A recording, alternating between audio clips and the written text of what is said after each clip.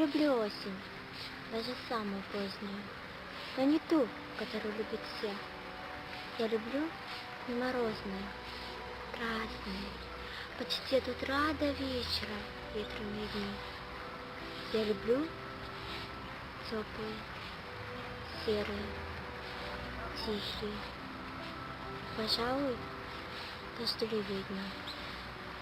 Мне противно резкость раздражительного сухого воздуха, а мягкая влажность, даже сырость атмосферы неприятна.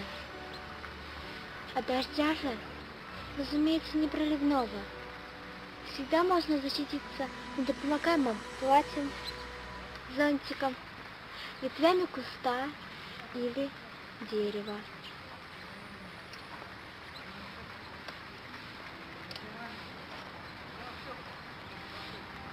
Осень. Глубокая осень.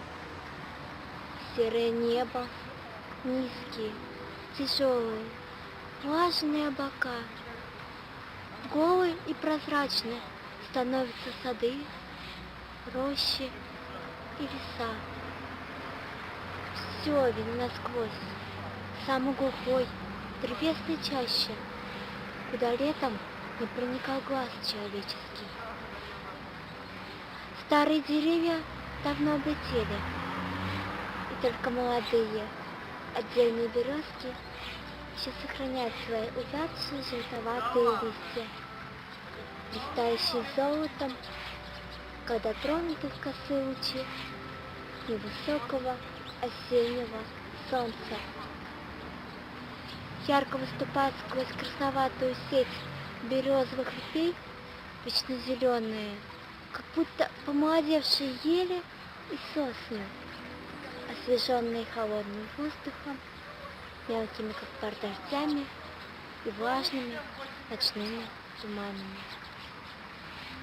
Если тихо в воздухе, то на расстоянии можно услышать осторожные прыжки зайца и белки, и всяких лесных зверьков, легко различаемые опытным и чутким ухом зверолова. Вот шумно летит станица черных дроздов, и прямо в парк.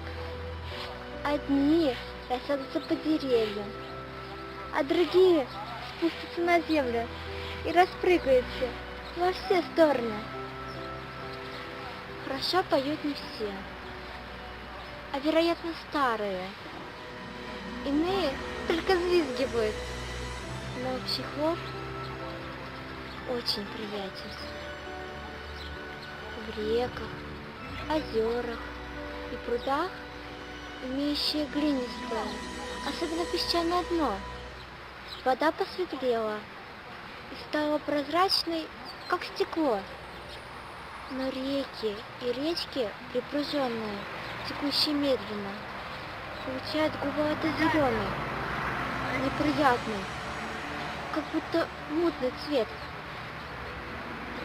Весной вода мутна сама по себе, да весеннее водополе, покрывающее новыми слоями ила и земли, на поверхности которых еще не образовался мох. Вот такую-то осень люблю я, как страстный любитель природы во всех ее разнообразных изменениях.